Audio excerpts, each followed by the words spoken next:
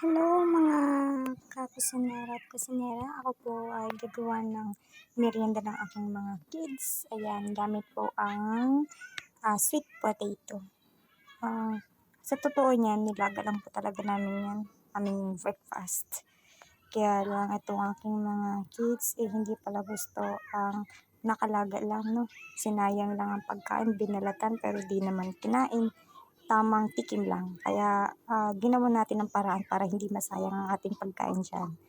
Ayan, aking dinurog lang po ng pino ang ating nilagang sweet potato. Dudurugin lang po natin yan para po mamaya ready na pagka complete na po yung ating recado. Durug-durug. Ayan. Alam mo naman tayo mga kamamis, mahilig tayo mag-invento, no? Para sa ating mga kids, lalo kung ating mga kids ay mahilig humingi ng mga kung ano-anong pagkain. Kaysa ibigyan natin ng junk foods, gawa na lang tayo ng masustansya, no? So, ayan, naglagay lang ako ng 2 itlog, harina. Minix ko lang po yan, mekos-mekos na naman. Ayan, mix together, itlog, and sweet potato, and ang harina. Saktong harina lang po yan, 1/4 lang po ang aking binili dyan.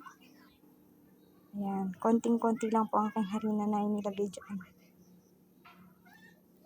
Mix lang po natin para lahat po ang magkaroon ng itlog at harina, no?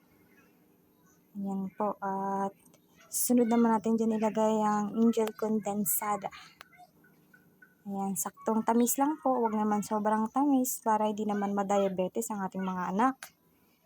Ayan po. And mix lang din po ulit natin siya. Ayan, then medyo mabasa po, no? Kaya akin pong dadagdagan niya ng konting harina ulit. Ayan. Para sakto ang kanyang basa-basa. Hindi siya sobrang tuyo at hindi rin siya sobrang basa. No? Ayan, mix lang po natin together. Ayan, at atin ng kapag ready na, pwede na natin yung prituhin.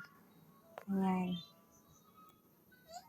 Para naman matuwa ang ating mga kids dyan pagising na may merienda sila. Habang natutulog ang aking mga kids, yan po ang aking ginagawa. Prepare tayo ng kanilang merienda para laging may gana sa pagtulog. Sa pagising ay hihingi agad ng makakain yun dahil mahaba-haba ang kanilang tulog sa tanghali. Kaya kailangan mayroon tayong may prepare. Ayan, hinihiwa ko lang po yun sa pag ganyan kasi dice po yan. No? Pa-dice po yung ating pagluto. Yun po dapat. Dice. Ayan.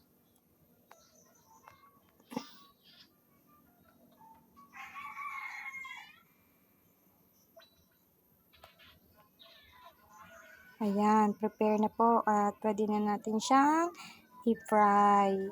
Ayan, painit lang tayo ng ating kawali, ilagay ang ating mantika kapag pwede nang ilagay ang mantika. At painitin lang po natin ulit ang ating mantika para di po dumikit, no?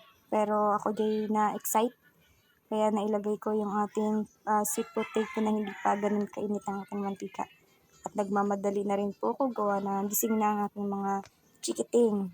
Nangungulit na kung ano ang aking nilutong merienda. Yan, dapat po talaga pa-dice ang luto. Pa-dice ang ating lagay dyan. Pero dahil sobrang sticky ng ating sweet potato, ayan po ang nangyari. Ganyan na lang. Pero akin po yung pipit-pitin para ang mangyari is flat po siya. Aking pipit-pitin yan. Kaya no worries mga kakusinero at kusinera. Ayan. Lagyan natin ng madami para mabilis. So, ayan na siya ngayon. Pag golden brown na yan, pwede na. No? Tapos, luto mo lang siya sa maliit na apoy lang. Kumbaga, hindi siya sobrang nakasakto lang. Medium. Ayan. Kapag ganyan na yung kulay, pwede na po yan. Ayan, ready na yan siya.